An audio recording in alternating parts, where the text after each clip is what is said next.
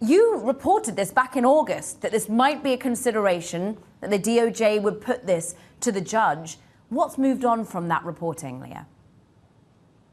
Yes, so now we are actually getting into the remedies phase. So last night, the Justice Department put its first filing in. It actually just laid out a framework of various things that it's thinking about as it is crafting a remedy proposal. They're going to have an official proposal that lays out everything that they want Google to do on November 20th.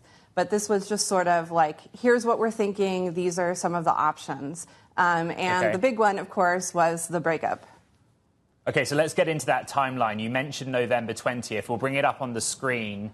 The first is the sort of firming of the proposals. Then Google gets a chance. Next April, we'll have a trial. And then by August, I think, of 2025, we might get some sort of decision. Explain all of that, please, Leah.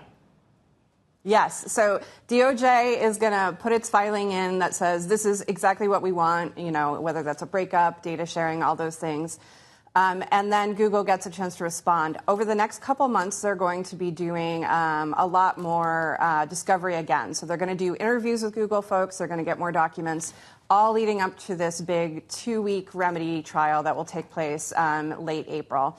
In that, they're going to have witnesses testify before the judge about what would actually happen to Google's business if he takes any of these particular actions. And then he has promised that he will issue a decision in August of next year. That officially wraps up the case at the trial court, and then Google can start its appeal. The appeal, takes like 18 months to 2 years. So we're looking at like August for the sort of like first big deadline, and then we'll go into the appeals, and then, maybe some of this would be taking place like as 18 months to 2 years from then.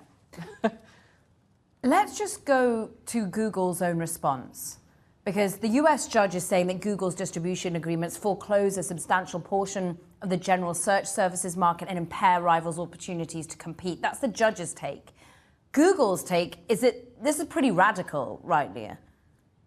Yes. I mean, Google said what he found was illegal is these specific contracts. So DOJ should be focusing on the contracts and just looking at those. They say, that these things that the Justice Department is proposing go way beyond those contracts. They're talking about, breaking up our company. They're talking about making us sell off Chrome, which wasn't even really part of the case that much because Google owns Chrome. And so it is pushing back pretty hard on a lot of these remedies, the breakup in particular. The other thing that they have said is, the Justice Department says that AI is a very big issue here because a lot of the data that Google uses to build its search results is the same data that is used to build its AI products. And the Justice Department says that Google shouldn't sort of get to benefit from the illegal conduct in the search market and the AI market. And so it wants to put some limits on that. And Google says, wait a second, we were talking about search. That's not AI. You shouldn't get to make some limits on us in this completely other different field. So that will be a big issue for the judge to decide next year.